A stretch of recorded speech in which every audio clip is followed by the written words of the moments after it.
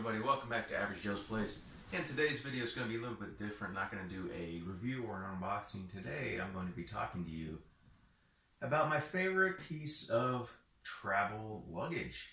This is something that I take with me no matter if I'm just going back up home for a weekend or if I'm going somewhere else for a few days, especially if I'm flying.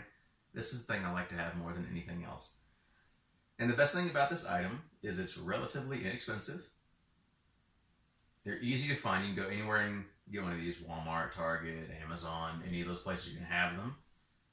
They are extremely practical, they're versatile, they can save you some time, save you some money. And just about everybody's had one of these or currently have one of these. And I'm talking about the good old-fashioned classic standard backpack. Now, a backpack is my favorite thing to have when I am traveling. I'm a light traveler. I don't need a lot, so everything I need can fit right in this bag. And I'm going to break down kind of how the backpack can save you some money. And before we do that, I'm going to kind of talk to you about the reason why. Unfortunately, everything seems to kind of go up as time goes on. Nothing you or I can really do about that. But there's ways to get around that and save yourself some money. Now, airline tickets, anybody who's flown before will know that they're not cheap. Doesn't matter where you're going, it's gonna be pretty costly. Now, if you're flying with the major airline companies, those like American Airlines or Delta, Lufthansa, Air France, KLM, any of the big ones, and there's a ton more I didn't mention, but any of the big ones, you're allowed one personal item and one carry-on item. You used to be allowed a checked bag as well, but about 15, 20 years ago, that kind of came to a complete stop, and they're like, wait, there's money to be made here. I got it. Let's charge people money for those carry-on, for those check bags, for those check bags. Let's charge them money for that. Then, that's more extra money for our pockets, and there's nothing they can do about it. Perfect. Now, sadly, you have to pay for a checked bag, and it's not a cheap fee. It's right around $50 or more, depending on where you're going. And mind you, that's each way. So if you're flying round trip and you're paying $50 each way, that's $100 that you're paying just to have that checked bag. Personally, I don't ever really use a checked bag because I don't have the necessity to, so that's not bother me. But I'd say before too long, though, you could probably say goodbye to your free carry-on bag as well. If there's a way for the airlines to find a new approach to make money, they're probably going to take it. So, I have some very, very crude drawings. I'm not an artist, never claimed to be. Very crude drawings of a situation involving both a traditional airline and a no-frills, low-budget airline. And I'm going to talk about that no-frills here in a minute. So, traditional airline, here you see on my terrible drawing here, you have 3 travelers sitting there on the plane. Okay, you have the person with pink hair, orange hair, and purple hair all sitting there, all, pretty happy. And right above where my hand is, this is the little storage compartment area for your carry-on luggage. Now, anybody who's flown knows that these things are pretty tiny, pretty small, and it's kind of a pain to get your stuff up there. So I have all their luggage up here. The person with pink, their luggage is a little bit bigger, has to be pretty much put on its side.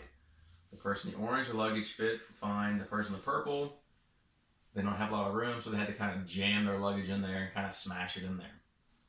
Now, that's the problem with flying and having a carry-on bag, is when you get to your seat and you get ready to put your stuff up there, somebody else's crap is already in the way. And you either have to jam your item in there, or find another empty section where you can put your stuff in and just get it up there as quickly as possible, because people are trying to board the plane and it's just a juggling act and it's not a lot of fun. Now you can also see right here on the bottom with my, once again, terrible drawings, you have the personal items fitting underneath the seat in front of you. And the person in pink and orange, both have their items respectively fitting there. Everything works out fine. So once again, that is for a traditional airline. Now, you might be thinking, well, you said this is gonna save me money. If you're already allowed that, then what are you talking about? Well, this is where the saving the money comes in. If you're flying with a no-frills airline, these are airlines like Spirit Air and Allegiant, Ryanair, WOW Airlines, I think Norwegian Air. There's a bunch more of those that I just haven't mentioned. But those, pretty much it's a low-cost, quote, no frills. You need to understand what no frills means. So when you buy a ticket with a no frills low-cost airline, you're buying a ticket, that's it. Everything else you have to pretty much pay for. It's a nickel and dime operation. And if you want everything on that plane, you're actually going to spend just as much or more than you would if you're to pretty much fly with a normal traditional airline. So no frills airlines are really good for younger travelers that just don't need a lot of stuff, or if you're just going for a few days or up to a week, those would be okay. But don't expect anything that you would on a traditional airline. So my wife and I are actually ready to fly over to Iceland in just under 2 weeks, and we're flying with WOW Air. Now I booked our flight way back in April, and it's a relatively cheap. For both of us round trip, going from the US to Iceland, it was under $800. That's actually not bad. I compared it with some of the bigger name airlines, and the bigger names were right around $1,200. So it's saving us $400 right there. So I went ahead and I bought the tickets. Now I had to go in and and buy my seats, because it just gives me a better peace of mind. I'm sitting next to my wife, and I don't want to sit in the back of the plane. I've done that once. It was awful. If you're the type to get motion sickness, back of the plane is not for you. I chose the seats right above the wing. To me, those are the most stable seats, and they're the best. Obviously, first class is better, but can't afford first class on that flight. So our seats, to pay for those, are right around $7 a piece each way. So it's right around $28 for us. That's not horrible. I don't care. $28, sure, fine, whatever. But that's kind of the last thing I'm going to spend with them, because the carry-on item cost is just outrageous. It's ridiculous. For a carry-on item, it's $50 each way. That's $100. I told my wife, if you want a carry-on item, we can get one, but I don't need one. But if you really want one, sure, fine. But I think you're going to be fine with just backpacks. And once again, I have a really crude drawing of a no frills airline here, low cost. So here we go. So we have our low cost airline here. We have a person in orange and the person in pink, okay?